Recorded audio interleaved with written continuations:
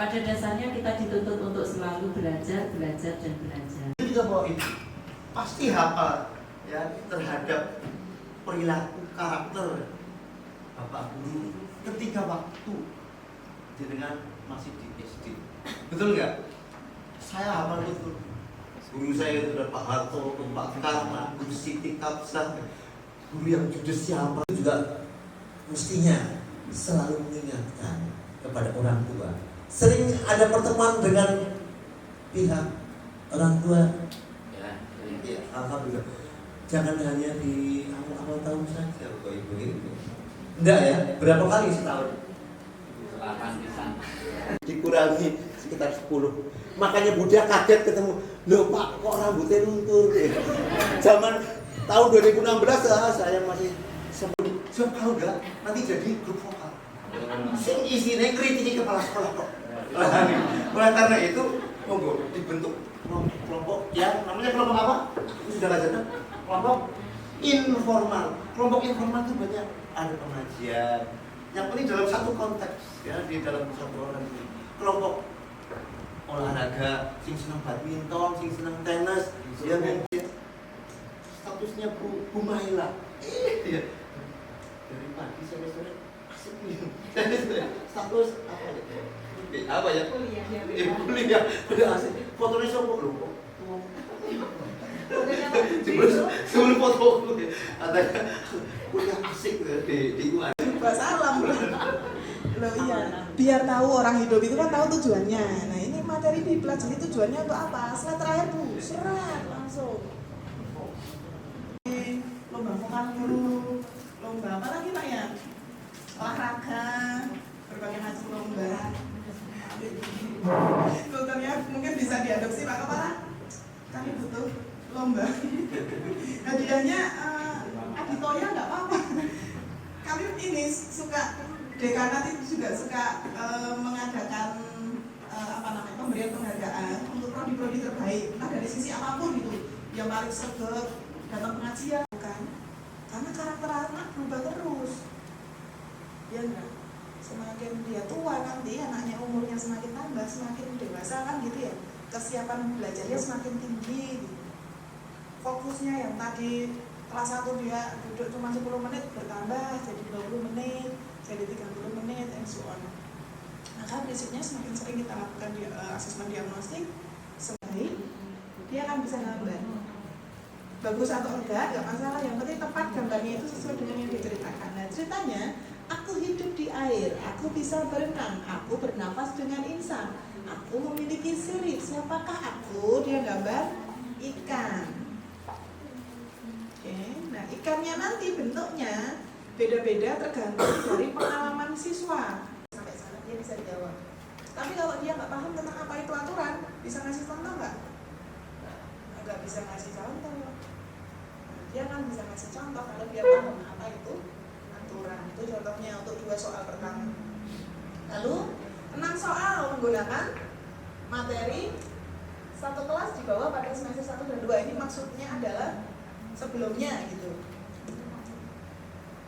6 soal menggunakan materi satu kelas, gambar, jodohan, bener sawah misalnya, atau tadi ular tangga, TTS.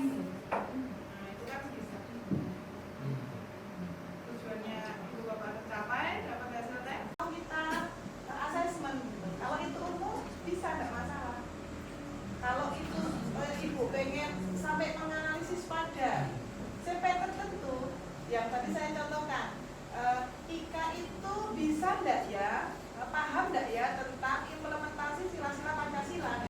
Bosan, dia tidak mau sekolah, bosan menjadi di rumah di sekolah, dan itu hampir satu tahunan. Hanya 2 minggu itu pas mau kenaikan itu baru dia itu mau gitu. Nah artinya ketika kita mau membuat dan dari anaknya juga sikap belajarnya dari belajar itu benar seperti sekali.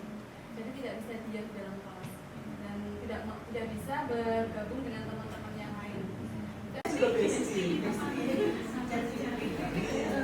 tanya itu tempatnya bertanya, nggak apa-apa, tanya aja. Tapi jangan langsung diambil semua jawabannya ya. Gitu, karena dia kadang-kadang nggak nyambung juga. Kemarin saya tanya, gimana makan saya sekarang? Nggak ngerti coba. Sebenarnya tahu segalanya. Makanya bagi kita lah aja. Masih dulu. Oke, nah terus saya coba masukkan. Untuk materinya Bu, itu tuh untuk semua mapel apa yang diperlukan? Itu semua mapel. Jadi ibu ajar aja. Oh ibu ngajar semua. Iya. Ya setiap mapel berarti kan kesulitan anak beda-beda kecuali ya kesulitannya umum. Misalnya kesulitan membaca, asesmennya sekali aja tentang membaca. Tapi kalau ya enggak bisa jadi ada kemampuan yang kita bisa masukkan ke kognitif, ada yang tidak ke kognitif. Oke. Literasi numerasi dites, dia mengukur kemampuan siswa, kemampuannya menggunakan pengetahuan kan, maka itu kita arahkan pada asesmen kognitif. Terus yang lain lagi, kemampuan dari C1 sampai C6. Nah, taksonominya Anderson kan, kemampuan mengingat, memahami, menerapkan sakakako. Kamu dia, gue nih anak panjangnya lewat, Bumai lewat, dan Senin ibu main, hah Bumai ganggu. Nah, mudah terganggu, biasanya gampang terdistrak ya. Nah, itu orang-orang audio. Ada yang mungkin seperti itu?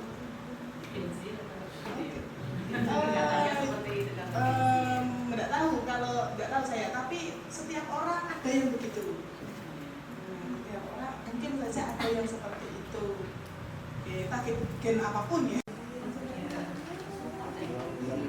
Videonya 3,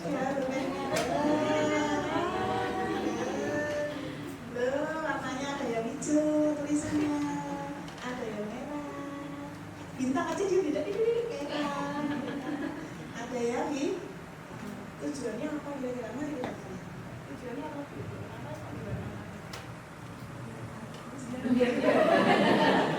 Iya. Biar bacanya enak. Terus apa lagi? Biar mudah mengingat kita dengan karakteristik siswa. Bentuknya ada 1, 2, 3, 4. Ada 4 aspek dalam pembelajaran diferensiasi. Bapak Ibu masih sudah pernah belajar semua itu di PMM banyak. Aspek apa saja diferensiasi itu?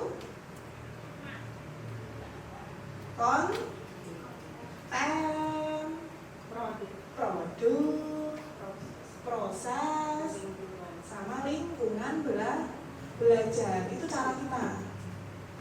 Oh, siswaku ada yang senang membaca, kontennya dikasih dalam bentuk bacaan.